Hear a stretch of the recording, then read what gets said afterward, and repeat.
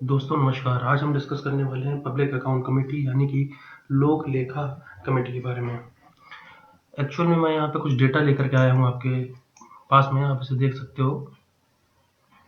इसमें आप यहाँ देख पा रहे होंगे कि डिफरेंट पार्टीज हैं और ये दिखा रहे हैं कि ये कमेटी है, जो एक सर्किल यहाँ पे बना हुआ है। इस सर्किल में ये डिफरेंट जो पॉलिटिकल पार्टीज हैं, किस परसेंटेज में उनके जो प्रतिनिधि कहें या इस प्रतिनिधि कहना सही नहीं होगा, जो पार्टी के मेंबर हैं वो किस तरह से इस समिति के सदस्य हैं। जैसे बीजेपी की अगर हम बात करें तो 54% लोग यहाँ पे बीजेपी के इसमें शामिल हैं, और इंडियन नेशनल कांग्रेस की अगर हम बात करें तो 13% लोग यहाँ पे लगभग शामिल है। टीएमसी की बात करें तृणमूल कांग्रेस की तो 9% लोग यहाँ पे हैं।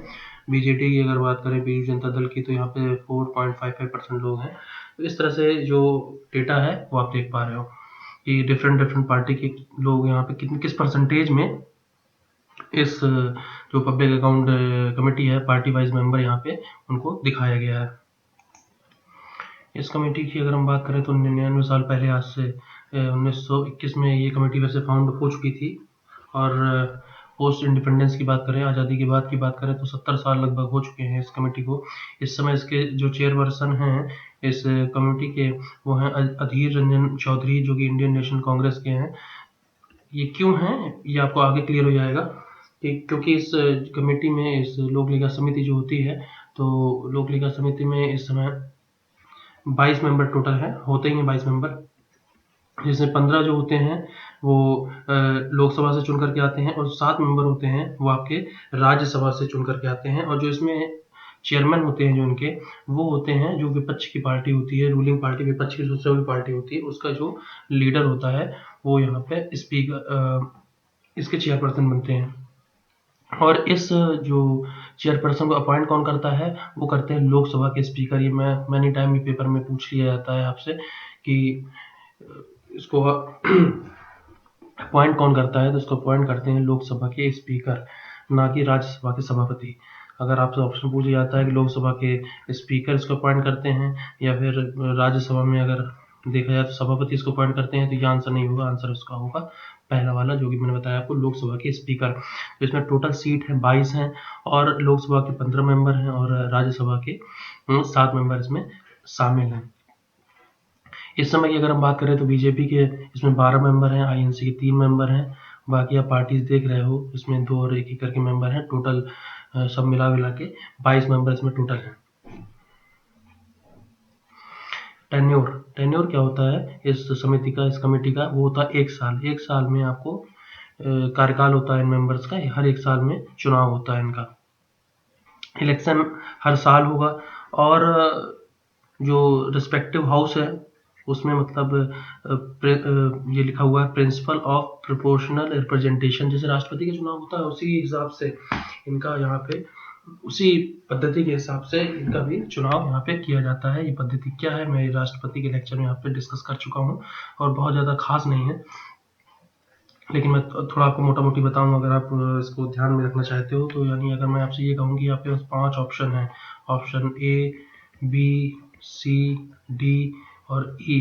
मान लीजिए इन 5 लोगों का आपको चुनाव करना है, तो और जो चुनने वाले लोग हैं मान लीजिए वो 200 लोग हैं, तो 200 लोग यहाँ पे प्रियोरिटी के हिसाब से क्या करेंगे, इनको वोट डालेंगे कि प्राथमिकता क्या है। हो सकता है इन 200 लोगों में हो सकता है कि 55% लोग मान लीजिए कि ए को पसंद करते हैं, फिर मान लीजिए ये 20% लोग यहाँ पे बी को पसंद करते हैं। तो कितना हो गया आंकड़ा आपका, ये 75 हो गया आपका। 75, 25 बचा, 25 में और डिवाइड कर देते हैं। मान लीजिए 10% लोग यहाँ सी को पसंद करते हैं, 5% लोग डी को करते हैं, और ई को मान लीजिए 10% करते हैं। तो ये आपको पूरा आंकड़ा 100% के आसपास पहुंच गया। तो जो एक मेंबर है ये चुन के ऊपर आ जाएंगे, फिर बचेंगे बाकी के ये मेंबर। अब इन बाकी के मेंबर में 200 लोग फिर चुनाव करेंगे। अब ये चुनाव क्या करेंगे इस चीज़ का कि इन जो बचे 4 मेंबर हैं उसमें पसंदीदा मेंबर आपका कौन है, क्योंकि ये तो सबसे ज़्यादा वोट लेके बाहर चले गए, ये शामिल हो गए इस कमेटी में।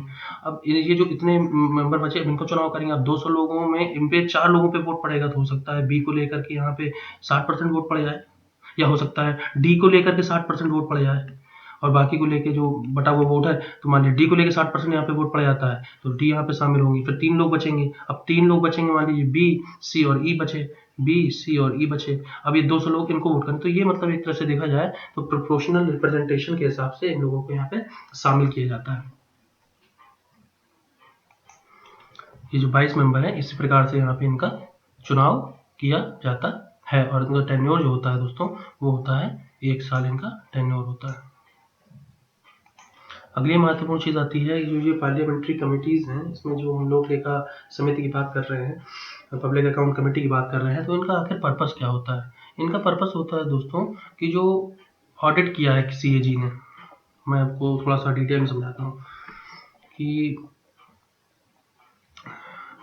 सरकार के मान लीजिए कुछ खर्चे हैं, सरकार कुछ खर्चे करती है, क्योंकि सरकार काम कर रही है पब्लिक के लिए, तो जाहिर सी बात है कुछ खर्चे करेगी।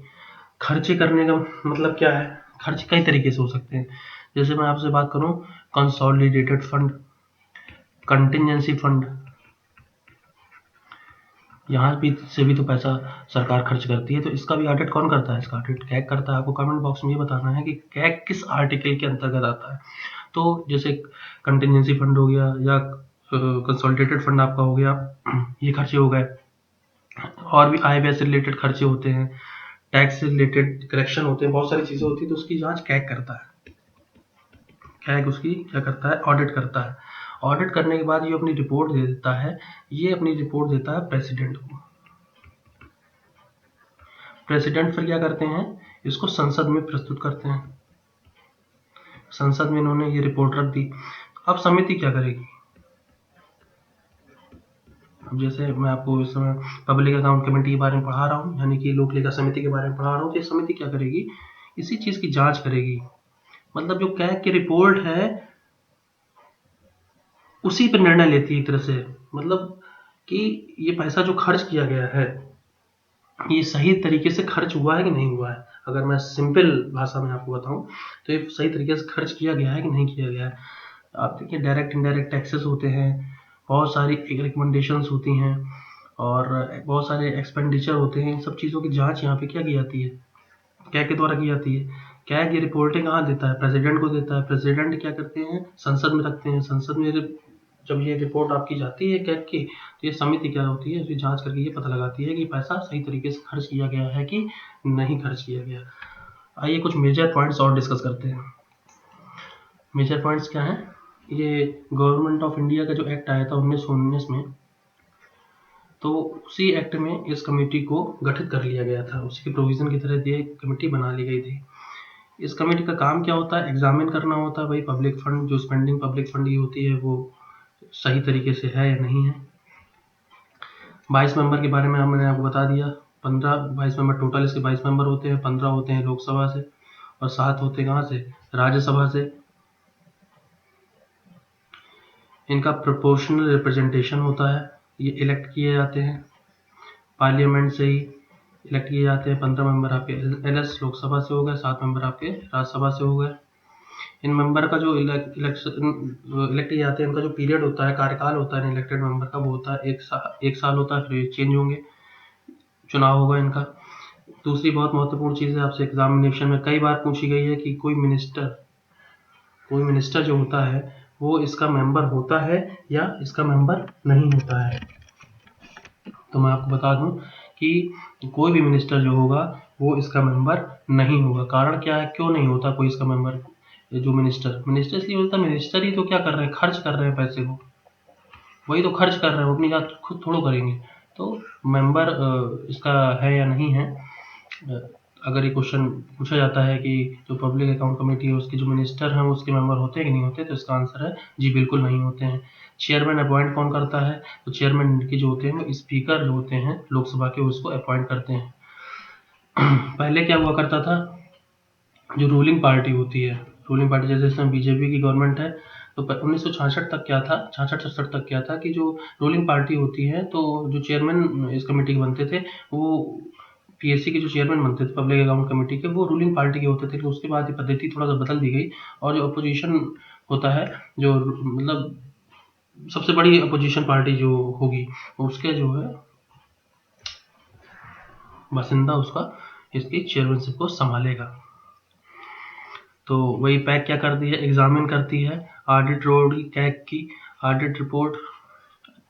अच्छा, ये क्या करते हैं, कैग क्या करते हैं, सबमिट करते हैं प्रेसिडेंट के पास ऑडिट रिपोर्ट। किस किस चीज़ों पे सबमिट करते हैं, कैग जो होता है वो किस किस चीज़ की ऑडिट रिपोर्ट सबमिट कर रहा है। तो एक तो एप्रोप्रिएशन अकाउंट की रिपोर्ट सबमिट कर रहे हैं, एक फाइनेंस अकाउंट की रिपोर्ट सबमिट कर रहे हैं, और audit report on public undertaking की रिपोर्ट भी क्या कर रहे हैं, सबमिट कर रहे हैं। 3 रिपोर्टें यहाँ पे सबमिट की जाएंगी कैग के द्वारा प्रेसिडेंट को। तो अप्रोप्रिएशन अकाउंट क्या होता है, अप्रोप्रिएशन अकाउंट ये दिखाता है जैसे कोई कंपनी है, कंपनी और गवर्नमेंट के बीच में जो फंड का डिस्ट्रीब्यूशन होता है वो सही तरीके से हुआ है कि नहीं हुआ है, तो ये अप्रोप्रिएशन अकाउंट हो गया। फाइनेंशियल अकाउंट वही आपका फाइनेंस से रिलेटेड चीज़ें, मान लीजिए जो टैक्स वैक्स सारी चीज़ें होती हैं।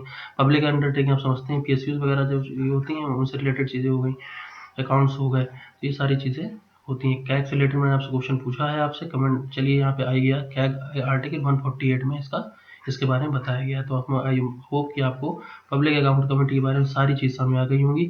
सो wait for next video, thank you.